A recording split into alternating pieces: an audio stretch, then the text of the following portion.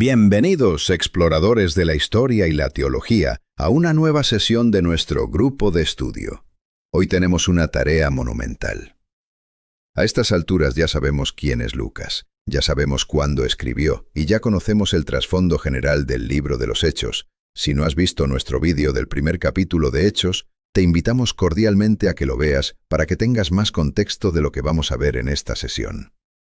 Hoy vamos a tomar un bisturí analítico y vamos a diseccionar, verso a verso, concepto a concepto del capítulo 4 de los Hechos de los Apóstoles.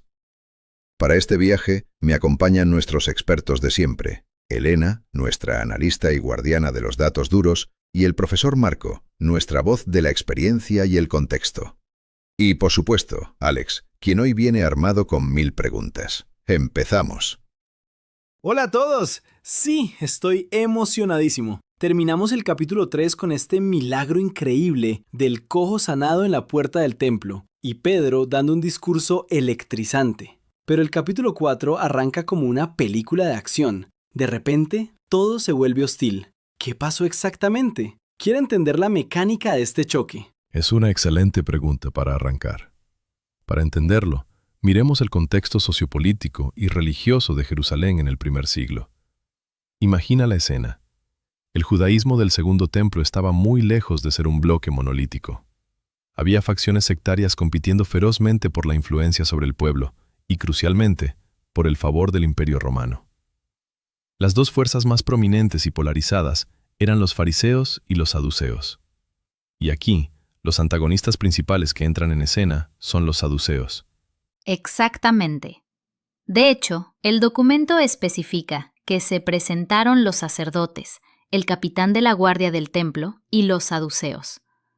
Cronológicamente hablando, esto ocurre justo al atardecer, porque el texto nos dice que ya anochecía. Y los saduceos no eran cualquier grupo, constituían la élite y controlaban la aristocracia sacerdotal, además de la lucrativa administración del templo.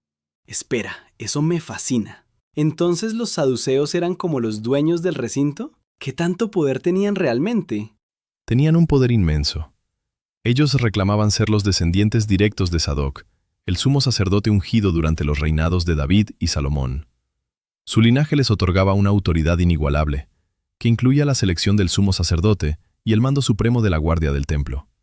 Y hablando del mando supremo, el texto menciona al capitán de la guardia del templo. El dato técnico exacto es que este oficial era el estrategos tuyero en griego, el comandante de la guardia levítica.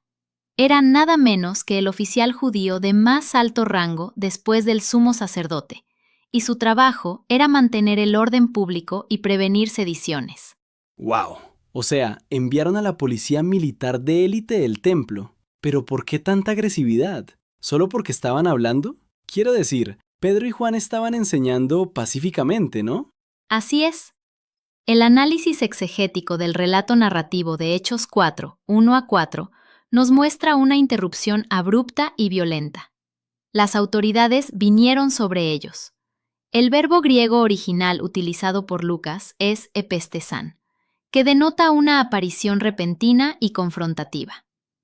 Juan Calvino, en sus comentarios, describe a estos oficiales como los malvados vigilantes, que estaban siempre al acecho, y argumenta que esto no fue casualidad, sino un esfuerzo calculado de propósito deliberado para apagar el fuego del Evangelio. Estaban, según el texto, muy disgustados porque los apóstoles enseñaban a la gente y proclamaban la resurrección. Y ahí radica la raíz del conflicto. La molestia del liderazgo judío tenía dos puntos críticos inaceptables para su cosmovisión. Primero, había un problema de estatus social. Les indignaba profundamente que hombres sin letras, simples pescadores de Galilea, usurparan la función magisterial y enseñaran al pueblo. Pero el segundo punto, y el más grave, era teológico. Los saduceos eran materialistas conservadores que aceptaban solo la Torá y rechazaban categóricamente doctrinas como la resurrección corporal de los muertos y la existencia de ángeles y espíritus. Ah, entonces Pedro y Juan estaban tocando el nervio más sensible de la teología saducea. Exacto. Afirmar que Jesús de Nazaret había resucitado corporalmente desmantelaba por completo la teología materialista y antisupernaturalista de los saduceos. Además, validaba a un Cristo al que ellos mismos habían condenado y crucificado unas semanas antes. Políticamente, los saduceos eran colaboracionistas con Roma y querían mantener el status quo. Cualquier movimiento mesiánico era visto no solo como herejía, sino como un peligro político que podría provocar la intervención militar romana. Como resultado de esta doble ofensa, los apóstoles fueron arrestados y puestos en la cárcel pública hasta el día siguiente. Y este encarcelamiento es un hito. Es la primera vez en la historia de la Iglesia que el poder coercitivo del Estado o la religión institucionalizada se utiliza oficialmente contra los cristianos. ¿Y funcionó? Quiero decir, si arrestan a los líderes en el día 1, ¿la gente no se asustó y se dispersó? Todo lo contrario. Los datos de Lucas son claros. A pesar de la intimidación, hubo un crecimiento explosivo. Hechos 4:4 dice: pero muchos de los que oyeron el mensaje creyeron, y el número de estos, contando solo a los hombres, llegaba a unos 5,000. El análisis sociológico del documento estima que, si incluimos a mujeres y niños, la comunidad de creyentes en Jerusalén probablemente superaba las 10,000 almas en ese momento. Lo cual es teológicamente significativo. Demuestra, como señala Matthew Henry, que aunque los ministros sean encarcelados, la verdad prevalece. La opresión política y las maquinaciones religiosas no pueden frustrar el decreto divino. La persecución actúa como un catalizador divino que purifica y expande a la Iglesia. Así, con los líderes en la cárcel y la Iglesia creciendo exponencialmente en las calles, la noche cae sobre Jerusalén. Pero al amanecer, el escenario cambia del calabozo a la Corte Suprema de la Nación. Pasamos al juicio ante el Sanedrín. ¿A la Corte Suprema? ¿Estamos hablando del mismo grupo que juzgó a Jesús? ¿Cómo era ese lugar y quiénes estaban ahí exactamente? Tal cual. Al día siguiente, se reunieron en Jerusalén los gobernantes, líderes religiosos y maestros de la ley. Estamos hablando del Sanedrín, el Tribunal Supremo Judío, compuesto por 71 miembros. El lugar habitual de reunión era el Salón de Piedra Tallada, al oeste del área del templo, diseñado para simbolizar que sus juicios se emitían ante la presencia de Dios. El texto de Hechos 4:6 es muy específico sobre quiénes estaban: el sumo sacerdote Anás, Caifás, Juan, Alejandro y los otros miembros de la familia del sumo sacerdote. Imagina la tensión. Pedro y Juan son sacados de su celda y colocados en medio de esta sala circular, enfrentando a las figuras más intimidantes de la nación. Era exactamente el mismo tribunal que había orquestado la muerte de su maestro. Anás, aunque depuesto por los romanos, actuaba como el verdadero jefe político, moviendo los hilos. Caifás, su yerno, era el sumo sacerdote oficial y el principal arquitecto intelectual de la crucifixión de Jesús. Juan y Alejandro eran miembros prominentes de esta aristocracia de extrema riqueza y poder. La presión debió ser insoportable. ¿Qué les preguntaron para iniciar el interrogatorio? La pregunta, formulada con desprecio y superioridad, fue muy directa. ¿Con qué poder o en nombre de quién hicieron ustedes esto? Esa pregunta no es casual. En la mentalidad del antiguo cercano Oriente y en la teología judía, actuar en el nombre de alguien significaba actuar con su autoridad total, su representación legal y su poder inherente. El tribunal quería saber bajo qué autoridad operaban. ¿Era un rabino reconocido, magia demoníaca o pura subversión? ¿Y cómo responde Pedro? Porque recordemos que este es el mismo Pedro que hace nada se acobardó frente a una sirvienta y negó a Jesús. El cambio es radical. El texto subraya intencionadamente que Pedro, lleno del Espíritu Santo, respondió. Y aquí hay un dato teológico fundamental. Esta llenura no fue una repetición del evento fundacional de Pentecostés, sino una provisión fresca, continua y situacional del Espíritu para otorgar poder, valor y sabiduría exegética en ese momento de extrema crisis. Juan Wesley comenta que Dios mueve a sus instrumentos en el momento exacto en que Él ve que es necesario para su gloria. Y la defensa de Pedro es magistral. Inclinó la balanza por completo. En lugar de defenderse como un criminal, asumió el papel de fiscal divino. Pedro expone la ironía judicial. Se nos procesa hoy por haber favorecido a un paralítico. Él señala públicamente la bancarrota moral de un tribunal que investiga un acto de misericordia como si fuera un crimen atroz. Y luego responde a la pregunta de la autoridad de la forma más confrontativa posible. Les dice: «Sepan pues todos ustedes y todo el pueblo de Israel que este hombre está aquí delante de ustedes, sano gracias al nombre de Jesucristo de Nazaret, crucificado por ustedes, pero resucitado por Dios».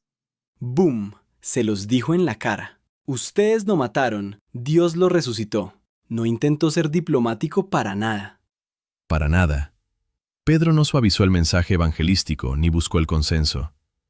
Atribuyó el milagro exclusiva y directamente a Jesús. Imputó la culpa directamente a los líderes judíos, creando un contraste definitivo. El tribunal terrenal emitió un veredicto de culpabilidad sobre Cristo, pero Dios el Padre anuló ese veredicto al resucitarlo. Demostró que estos jueces estaban en guerra contra el Rey del universo. Y Pedro no se detiene ahí. Él utiliza la hermenéutica del Espíritu Santo y cita el Salmo 118:22, aplicándolo al contexto presente. La piedra que desecharon ustedes los constructores y que ha llegado a ser la piedra angular. ¿Me explican esa analogía de los constructores y la piedra? ¿Qué significa exactamente en este contexto de Corte Suprema? Claro. Los líderes religiosos se consideraban a sí mismos como los constructores expertos, autorizados para edificar la fe de Israel. Ellos creían tener el discernimiento y el derecho divino para examinar y determinar qué piedras eran dignas para el edificio del reino de Dios. Martin Lloyd-Jones señala aquí la necedad y ceguera de estos líderes. Su juicio fue fatalmente defectuoso. Cegados por su soberbia, rechazaron a Cristo, la única piedra capaz de sostener el peso de la justicia divina. Y esto culmina en el versículo 12, que es el clímax teológico absoluto. De hecho, en ningún otro hay salvación, porque no hay bajo el cielo otro nombre dado a los hombres mediante el cual podamos ser salvos. Este es el pilar de la Reforma protestante, conocido como Solus Christus, solo Cristo. La salvación es exhaustiva y se encuentra exclusivamente en Jesucristo. El Catecismo de Heidelberg reafirma que buscar la salvación en otra parte es negar al único Salvador. Agregar méritos humanos es dejarle a Cristo apenas la 100ª parte de la salvación, como argumentó Calvino. ¡Wow!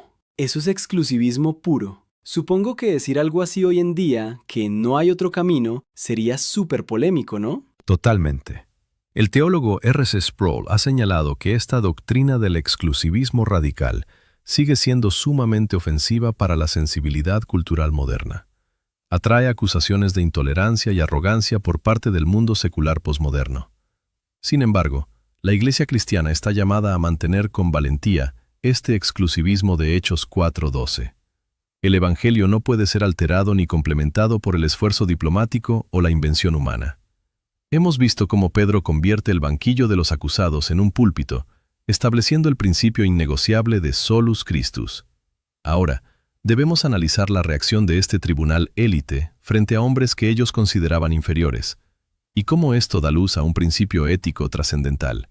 Sí, por favor. ¿Cómo reaccionaron estos eruditos aristócratas cuando unos pescadores les dieron una clase maestra de teología exegética? Tuvieron que quedarse boquiabiertos. Precisamente, Lucas describe que los gobernantes quedaron asombrados al ver la osadía con que hablaban Pedro y Juan, y al darse cuenta de que eran gente sin estudios ni preparación. En el griego original, la frase es agramatoi kai idiotai. Ojo aquí. Esta designación no significa que los apóstoles fueran analfabetos o deficientes intelectuales. Lo que indicaba era que carecían de la sofisticada y rigurosa formación teológica de las escuelas rabínicas formales de Jerusalén. A pesar de esa deficiencia en credenciales académicas, su capacidad para interpretar las Escrituras y su valor inquebrantable llevó al tribunal a una conclusión humillante. Reconocieron que habían estado con Jesús. Como anota Matthew Henry, la comunión íntima con Cristo debe evidenciar una realidad sobrenatural, destilando una audacia y pureza que las amenazas no pueden perturbar. Juan Wesley añadía que la eficacia del ministerio no depende de la elocuencia humana, sino del poder del Espíritu. Y además de la sorpresa intelectual, el Sanedrín tenía un problema físico y visual muy grande allí mismo. Vieron que los acompañaba el hombre que había sido sanado. Claro, la evidencia empírica viviente. Y este hombre no era un desconocido, ¿verdad? Exacto. El hombre tenía más de 40 años, y su condición lisiada era ampliamente conocida por casi todos los habitantes de Jerusalén. Como razona Adam Clarke, el Sanedrín no podía refutar la doctrina apostólica porque estaba sostenida por un hecho milagroso irrebatible. Si la resurrección en Cristo fuera falsa, el hombre no habría podido ser sanado en su nombre. Se encontraron en un dilema judicial irresoluble. Incapaces de refutar el hecho, temerosos de la reacción de la multitud y desesperados por detener el movimiento, ordenaron a los apóstoles salir mientras deliberaban a puerta cerrada. Optaron por una táctica de intimidación legal, ordenándoles terminantemente que dejaran de hablar y enseñar acerca del nombre de Jesús. ¿Y es aquí donde Pedro y Juan dicen que no? Porque claro, si la máxima autoridad del país te prohíbe hablar, ¿qué haces? Aquí es donde se establece el fundamento bíblico para la desobediencia civil. Pedro y Juan replicaron: ¿Es justo delante de Dios obedecerlos a ustedes en vez de obedecerlo a Él? Júzguenlo ustedes mismos. Nosotros no podemos dejar de hablar de lo que hemos visto y oído. Desde la perspectiva teológica reformada, esto es vital. Los cristianos están llamados a ser modelos ejemplares de sumisión cívica a las autoridades, ya que el Estado es provisto por Dios para mantener el orden. Romanos 13. Sin embargo, esta sumisión no es absoluta ni ciega. R.C. Sproul enseña que la jurisdicción del Estado tiene límites trazados por Dios. Cuando una autoridad terrenal exige al cristiano desobedecer un mandato directo y moral de Dios, como la Gran Comisión, el creyente está moralmente obligado a obedecer a la autoridad suprema del universo antes que a los hombres. Al final, sin base legal en la ley de Moisés para castigarlos con la muerte por sanar a alguien, y aterrorizados por la reacción de la gente, los líderes judíos solo pudieron amenazarlos con mayor dureza y dejarlos libres. Libres de las garras del Sanedrín, los apóstoles no buscan el exilio ni el anonimato. Se dirigen inmediatamente a su comunidad. Este momento nos ofrece una ventana inigualable a la vida de oración y la eclesiología de la Iglesia primitiva, revelando una teología profunda sobre la soberanía absoluta de Dios. ¿Qué fue lo primero que hicieron al salir? Yo, honestamente, habría buscado refugio o un abogado. El susto debió ser tremendo. Interesante que digas eso, porque el texto nos dice exactamente lo que no hicieron. No se escondieron, no planificaron una huida, ni buscaron asesoría legal romana. Al quedar libres, volvieron a los suyos e informaron detalladamente todo lo que les habían dicho los líderes religiosos. La respuesta de la congregación fue unánime. Alzaron la voz en oración a Dios. No organizaron una protesta política ni cedieron al pánico. Este modelo de oración corporativa es fundamental. Se dirigieron a Dios utilizando el término griego despotes, soberano Señor. Esta palabra es muy específica. Designa a un dueño o gobernante que posee un poder absoluto e ilimitado, cuya autoridad no puede ser cuestionada por ninguna criatura. Al orar así, la Iglesia reconoció a Dios como el Creador ex nihilo, contextualizando su crisis terrenal dentro del inmenso marco de la omnipotencia cósmica divina. Sabían que el dueño del universo veía a los sumos sacerdotes y a los imperios como una simple gota de agua. Me llama la atención cómo oran. ¿Qué dijeron exactamente? Porque si yo tengo a la Corte Suprema amenazándome, mi oración sería un grito de ¡sálvame! Ellos interpretaron su persecución a través de la lente de las Escrituras. Citaron el Salmo 2, 1-2, dictado por el Espíritu Santo a través de David. ¿Por qué se enfurecen las naciones y en vano conspiran los pueblos? Identificaron con precisión a Herodes Antipas, a Poncio Pilato, a los gentiles romanos y al pueblo de Israel como los que se amotinaron contra el santo siervo Jesús. Y aquí llegamos a uno de los textos más fuertes en todas las Escrituras sobre la predestinación y la providencia exhaustiva de Dios. Hechos 4:28. Ellos oraron reconociendo que todos estos enemigos se unieron para hacer lo que de antemano, tu poder y tu voluntad, habían determinado que sucediera. La exégesis reformada se apoya profundamente en esto. El sufrimiento de Cristo no fue una interrupción desastrosa que requiriera un plan de contingencia. Pilato, Herodes y los fariseos no poseían autonomía fuera del control de Dios.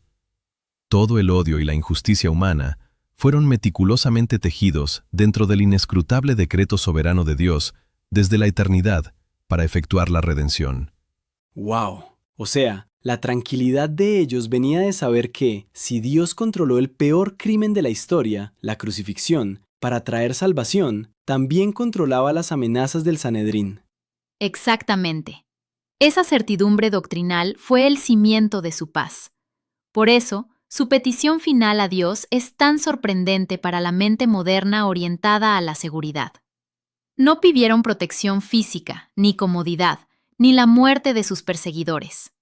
Oraron específica y singularmente por parresia. ¿Parresia? ¿Qué abarca ese concepto exactamente? Parresia significa libertad de expresión, franqueza total, valentía gozosa y una audacia desbordante para proclamar la verdad a pesar del peligro. Ellos dijeron: Ahora, Señor, toma en cuenta sus amenazas y concede a tus siervos el proclamar tu palabra sin temor alguno. La Iglesia reconocía que la preservación del Evangelio era prioridad máxima, trascendiendo el mero instinto biológico de autoconservación. Y pidieron también que Dios extendiera su mano para hacer sanidades y milagros que validaran su predicación. Y la respuesta divina fue inmediata e irrefutable. Después de haber orado, tembló el lugar en que estaban reunidos. La palabra griega para tembló es esaleute, de la raíz saleuo, que implica una agitación física vigorosa, como un terremoto sobrenatural. En el Antiguo Testamento, los temblores a menudo acompañaban la revelación de la santidad divina, como en el monte Sinaí. Aquí sirvió como validación providencial. Martin Lloyd-Jones lo describe como una manifestación tangible de que Dios participaba directamente en el combate, validando físicamente su respuesta. Y junto al temblor, hubo un avivamiento interno. Todos fueron llenos del Espíritu Santo y proclamaban la palabra de Dios sin temor alguno. La teología protestante distingue entre el bautismo del Espíritu Santo, un evento único en la conversión, y estas llenuras repetitivas y sucesivas. Fue esta impartición divina renovada la que aniquiló su temor humano. Esta inyección de poder y valentía sobrenatural no solo transformó su manera de predicar, sino también la estructura misma de sus relaciones y finanzas. Para nuestro último bloque, exploraremos cómo esta abundante gracia redefinió el concepto de comunidad y generosidad en la iglesia naciente, y analizaremos el ejemplo de un hombre clave, Bernabé. Este es un tema candente. He escuchado que en estos versículos se dice que los primeros cristianos inventaron el comunismo. ¿Es eso cierto? ¿Cómo manejaban su dinero y propiedades? Vamos a los datos. El texto dice: todos los creyentes eran de un solo sentir y pensar. Nadie consideraba suya ninguna de sus posesiones, sino que las compartían. La multitud experimentó una unidad inquebrantable de un corazón y un alma. Quienes poseían casas o terrenos, los vendían y llevaban el dinero a los apóstoles para distribuirlo según la necesidad de cada uno. Esto era, en efecto, el cumplimiento del ideal del Antiguo Testamento sobre el cuidado material del hermano desfavorecido. Pero respondiendo a tu pregunta sobre el comunismo, debemos ser muy cuidadosos. A lo largo de la historia y en teologías de la liberación, se ha usado este pasaje indebidamente para argumentar un colectivismo económico forzado. Un análisis exegético riguroso descarta esa afirmación errónea. El estudioso Paul S. Jeon argumenta que forzar un marco político moderno de socialismo sobre Hechos 4 constituye un craso error de anacronismo que distorsiona el Nuevo Testamento. ¿Cuáles son las diferencias fundamentales entonces? Porque en la práctica parece que todo era de todos. Hay diferencias ontológicas y motivacionales. Primero, la motivación. El socialismo es una imposición coercitiva del Estado bajo amenaza legal. En Hechos, era una disposición interna, estrictamente voluntaria, nacida de la gratitud a Dios y la llenura del Espíritu Santo. Segundo, el derecho de propiedad. El comunismo abole la propiedad privada sistémicamente. En Hechos, el creyente retenía el derecho individual a la propiedad hasta que decidía venderla libremente. Eso es crucial. La generosidad era tan magnánima que no consideraban las cosas como propias, pero legalmente lo eran. Pedro se lo clarifica teológicamente a Ananías en el capítulo 5, diciéndole, no era tuya. Y tercero, el enfoque no era buscar la utopía de la igualdad material bajo una filosofía atea, sino priorizar el alivio del sufrimiento por puro amor genuino a la nueva familia de la fe, cumpliendo el mandato de Deuteronomio 15:4 para que no hubiera necesitados. Además, el mecanismo de ejecución es clave. No era expropiación institucional.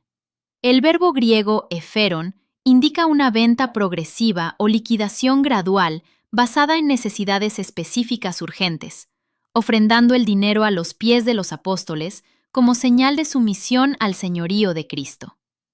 La renuncia no era un impuesto exigido por los líderes, era un derramamiento orgánico de la gracia. Entiendo. Entonces la gracia de Dios estaba impactando literalmente sus billeteras. Literalmente. Lucas enlaza esta generosidad fenomenal con el testimonio público en Hechos 4:33. Con gran poder los apóstoles daban testimonio, y abundante gracia era sobre todos ellos. La frase abundante gracia, charis en griego, tiene doble significado aquí.